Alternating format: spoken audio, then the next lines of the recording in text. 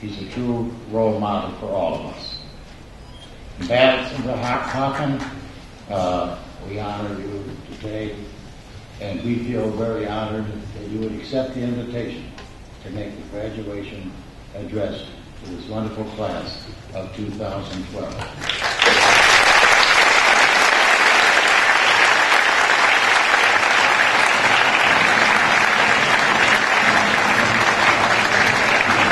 We welcome you home and welcome you back to your family.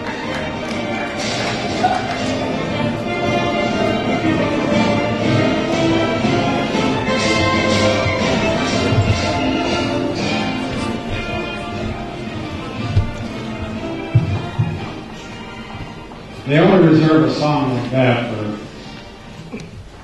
big guns like the President and Chief of Staff of the Army. So I really appreciate the first chance I've ever had to have that musical accompaniment. And Dick, I want to thank you for that introduction. It probably was the most generous, the most flattering, the kindest, and the most accurately exaggerated introduction, as well as the longest one that I have ever had.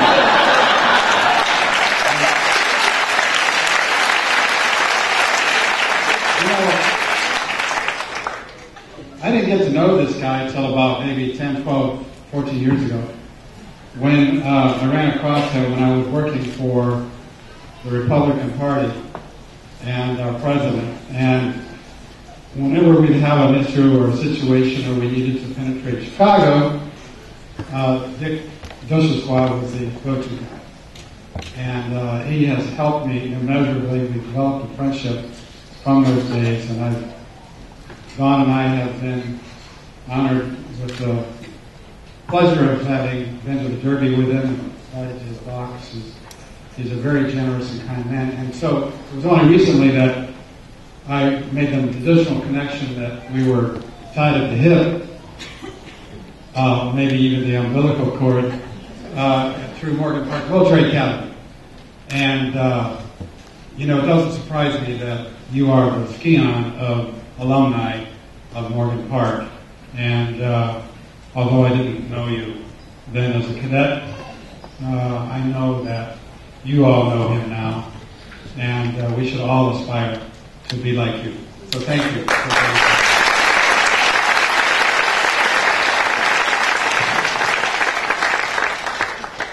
Dr. Rufflop, Chairman Jim Mitchell, my classmates, I see with the dim light there, I didn't get a chance to see you last night, but I can see Frank Bird and Hal Boats. They're standouts. They can standouts anywhere in the dark room.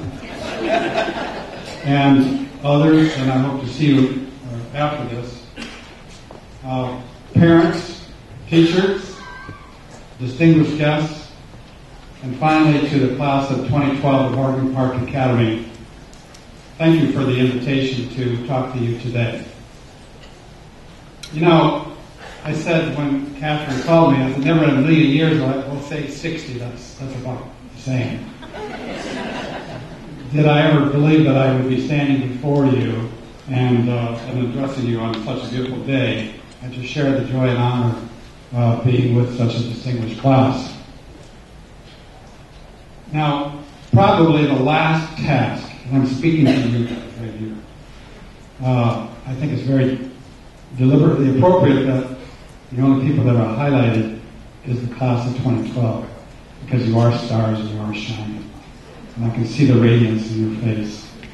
And probably the last thing that you want to do is to listen to someone talk. And the last task that's on you, it's not on your mind, is that you have to listen to me. So, what the incitement of you and ending your high school career and the celebration to follow with family, classmates, and friends is, I would guess, on your mind somewhat. And also facing the nervousness and anticipation of what's ahead for you. So I realize that the obligation to sit still and focus on me is a bit much. So I'll try to keep this simple and short. Dr. Rapalov called me and said, would you be our commencement speaker? And I said, what a thrill, I'll be delighted. What do you want me to talk about? And I said, I can talk about the Kyoto Treaty. I can get really excited about NATO and why we're having such problems with our partners in participating, and the view of NATO versus the worldview now when we have non-geographically adjacent issues around the world. What does NATO do? Africa, etc., and so forth. I gave a speech a couple of weeks ago in Washington. I sit on a board of a not-for-profit think tank that deals with energy independence, and I can really wax eloquent on oil and the account trade deficit. Would you all like to hear about that? So, I was sitting around the breakfast table with my family, Dawn and Sophie and Ava, and I said, what should I talk about? And my beautiful wife, Dawn, said, about 10 minutes. And Sophie popped up excitedly and she said, Daddy, why don't you talk about what you talked to us about? And that is sticking with something and never quitting. So I looked at her in amazement and actually was surprised because, by gollies, she listens to me heartwarming. And so with that inspirational thought from Sophie, let me talk to you about why you should never quit. I think back to the time that I spent here, both good and bad memories, defining moments. Maybe they're not too different from the kind of experiences that you had here. But there are the kinds of moments and memories that you'll take with you when you leave.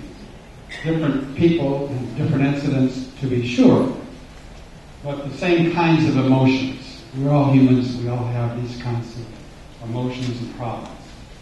Whether we realize it or not as we were students, now you know as graduates that your experiences here will be life-altering.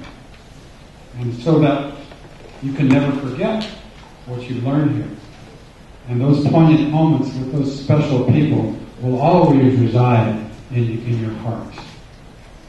So what you learn here obviously sets the stage for what you will meet, as the previous speakers have already talked about, and will allow you to react to and to conquer and control the impact of all these future experiences that you'll have. You know, I've long since abandoned my compulsion to present myself in the best possible light. And so I thought I would use some of my very personal and very private experiences that I have never shared before in a public speech. And just to simply illustrate my one message to you that Sophie suggested, and that is, never quit.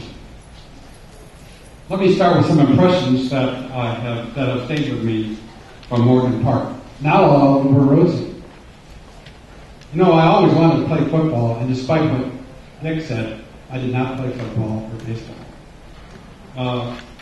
I just didn't have the athletic skill. But all the great guys were on the team. Frank and Hal and Ron Jarrett and Bud Quist and some others, Crescent and so forth. They were all the big stars. But I didn't play, and you'll know why.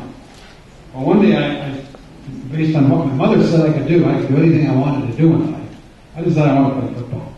So I went to the football coach, Captain Big Joe Ziemba, one day in the halls of Blake Hall, building that stood, right here where we are.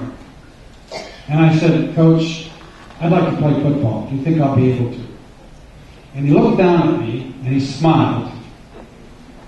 And he reached with his big paw and he picked me up on the front of the collar, the shirt. And he hung me by the back of my belt on the coat hook, all 95 pounds of me. And I was up there wriggling, and while several of my classmates were standing around laughing at my humiliation. That's the kind of experience you don't forget. Faculty, don't get any ideas about doing something similar with these guys. So obviously, I didn't make the football team, but I did slink away into a corner and soak and disappear in the field. I figured out, I said, what can I do that where my weight would not be an impediment? So I went out for the wrestling team, and I made the varsity wrestling team mainly because I was the only cadet in the 95-pound weight class. And I dare say that I lost more matches than I won, but I will tell you this, I didn't quit. And when I went on to West Point, that was a good background grounding because I made the wrestling team at West Point because I didn't quit. That's not a bad outcome. I remember another faculty instructor, I'm sure you've all heard of him, Captain Gray, Francis Gray, a venerable old math teacher of that time. He probably terrorized more students than any other faculty was able to do. And he was rough and demanding, and his demeanor was not very friendly. A cadet would stand up and recite, he would throw chalk at him, and sometimes, when the cadet particularly did poorly, he would throw an eraser. In all instances, he called everybody damn dummies. Now, I wouldn't say that that's probably the role model for the faculty of today. We all know better than that. But I challenged myself to stand up to it because even though I was intimidated, and I challenged myself to learn as much as I could. As unorthodox as he was, particularly compared to today's teaching culture, he was fantastic. I learned and I absorbed because, why? I didn't quit. And even though there were many times I sure wished I worked in his class. Just so you don't think that all the faculty in my day were oddballs, I have to recognize the great Major Gumbrell, who was also our commandant of cadets. He was the head disciplinarian, as well as our English teacher. But rather than being known as a strict disciplinarian, which he was also an inspirational figure because he opened our eyes and encouraged us in expanding our inquisitive nature when it came to English literature and some of the great philosophers.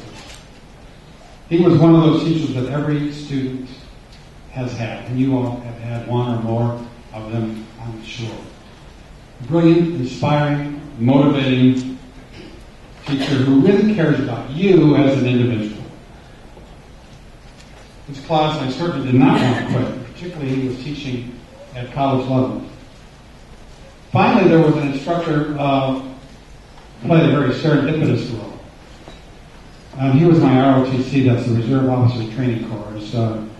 As Jim mentioned, cadets could take that ROTC long before it became a bad, a not acceptable course to be on campus to teach military. But he announced that there would be a competitive exam for one of the ROTC slots that the president appointed every year, 10 appointments every year, and any high school ROTC cadet could apply for. Since I was the last of 7 children, born to parents who worked as hard as any parents to provide for their children, their significant sacrifice, by the way, was to pay the $500 a year tuition for me to be a day student here. But I was told that I needed to work to go to college. And so I knew it would be extremely difficult to get a competitive appointment, but I thought, well, I'm going to try. And the inspector, I told him my misgivings. I didn't know I could pass the physical exam. Was I strong enough, et cetera, et cetera. He said, look, he wasn't a brilliant guy. But he said, don't think about failing. Think about making it. And there was profound wisdom in that. Don't ever think about failure. Think about making it. Otherwise, if you think about failure, why start it in the first place? So I pursued that appointment. I didn't quit in the process, and I made it. Speaking about my parents, they both immigrated from Europe. My dad came over at 16 years old, all alone. Think about it. Would you have been willing to go by yourself to a new frontier, totally unknown, at 16 years old, by yourself, with $5 in your pocket? He had some strong genes. Thank God, I think that they were passed on to me. So, my mom came over as a child of some parents from Scotland. So nonetheless, the spirit of work ethic was totally ingrained in me. All during my years at Morgan Park, on Saturdays and holidays and Christmas, vacations, I would go to work down to my dad's store. He had a live poultry store at 79th and Commercial. We sold chickens to the steel workers that worked in the mills on the south side of Chicago. At first, I was too young to run the cash register or sell the chickens for the customers, but I wasn't too young to work in the back of the store killing those chickens. And I didn't learn a lot, except I learned from the fellow who I worked with, Roland, who worked as hard as anybody I ever knew, as faithful and loyal as anybody I ever met. And I learned that was not the kind of work that I wanted to do with my life. And so I was all the more motivated to take advantage of what I could learn here and use Morgan Park Military Academy as the door to open to a brighter future. And so because of that life-changing door opened for me, which was West Point. West Point was the hardest thing I had ever done and the best thing that I have ever accomplished. But it wasn't fun. And there were plenty of times that I wanted to quit. I can remember one night during a hot summer, Beast Barracks they call it, I was so down, wanted to quit. I slunk into the closet at night, cried my heart out, uncontrollably. It seemed like for an eternity.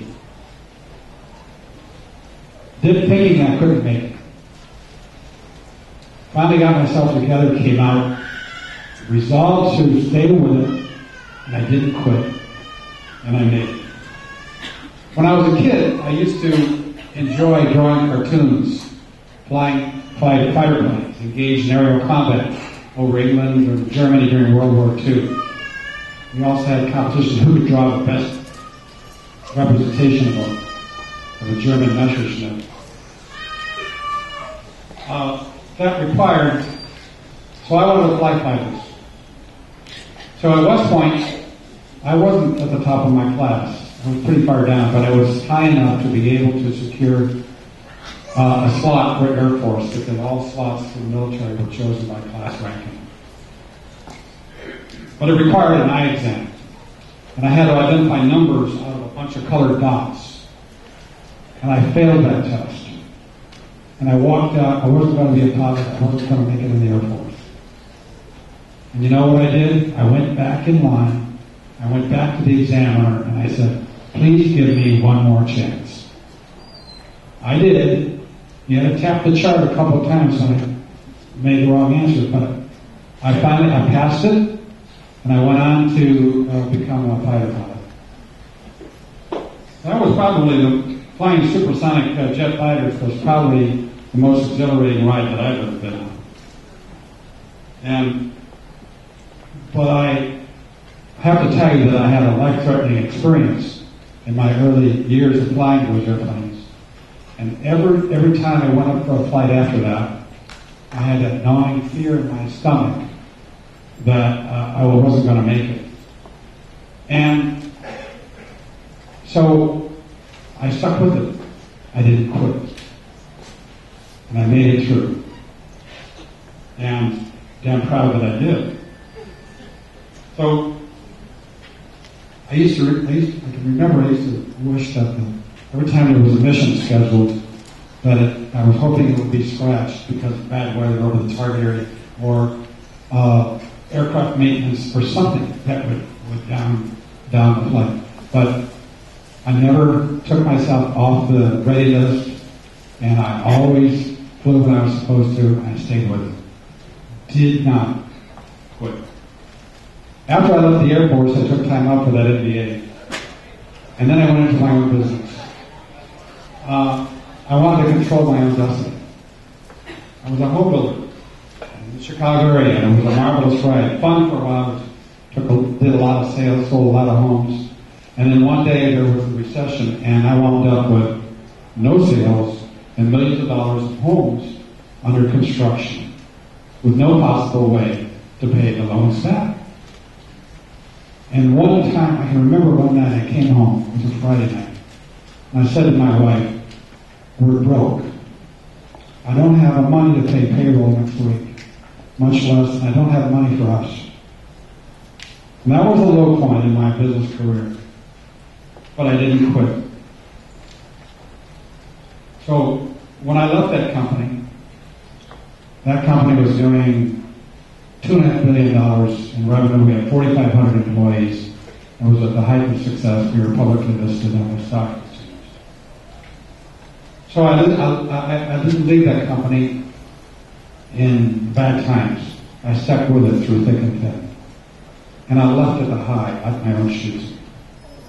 But what made me leave, it was President Bush, whom I had gotten to know when I was on the political trail. It was a privilege, what a wonderful opportunity it was to be an ambassador, to go to Lisbon and live in a big mansion with a big staff and be his personal representative. Out of maybe 10,000 applicants, the president chose 45 political appointees to be ambassadors, and I was fortunate enough to be one of them. And there's no doubt in my mind that he based his judgment on selecting me on his knowledge of me and his experience to know that whenever I was assigned a job, I stuck with it. And pretty generally, if you stick with something, you'll solve the riddle or the challenge. I was Jeb Bush's campaign chairman for his first race for governor. He lost that race. And he vowed that he was going to do it again. And he didn't quit. And neither did I. So I stayed with him. He ran successfully for re-election twice, again, and won. Then I went on to the president's campaign as his co-chair. Even as an ambassador, I was involved in some real challenges that the U.S. had, but I took them on as my own. Challenges like the NATO buildup in Afghanistan and Iraq. The real serious issue that we had with renditions from Guantanamo. The counterterrorism efforts, and there were a couple of counter-terrorist cells in Portugal. Trafficking in drugs, which was a big thing, because that's the way the terrorists get their funding. As well as a very, very serious issue which is going on today, has not been solved, and that is the trafficking of women and children, enslavement for sex.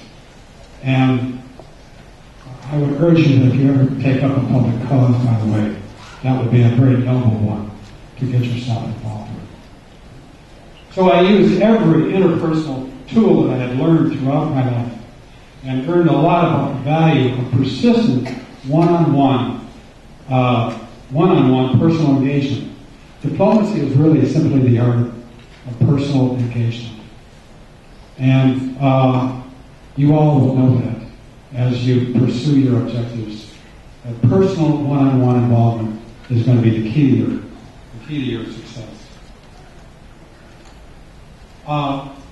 So during those tough challenges, even though I knew they wouldn't be resolved on my watch, maybe not in my generation or lifetime, maybe not in yours, we have to work. We have to persist, and we cannot quit the mission. And so neither should you. So as you bask in the glow of this glorious day and this glorious time of your life, I want you to please take a moment to pause and reflect and think and make this commitment to yourself, never to quit. Never to quit. To be persistent in your pursuit of life, and don't shrink from a challenge of any kind. Just remember that life will direct your path to a great future. You will have many, many bumps in the road and many crises. Maybe some of you are going through a crisis right now. I don't know.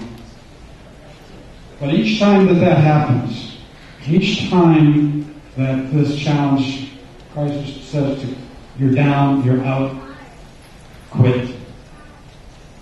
Say to yourself, life may get me down, but I will not stay down.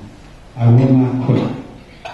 And so, my charge to you today, and as your last official assignment as a student at Morgan Park Academy,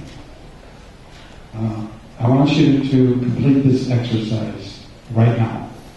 And what I want you to do is to repeat after me, I will not quit.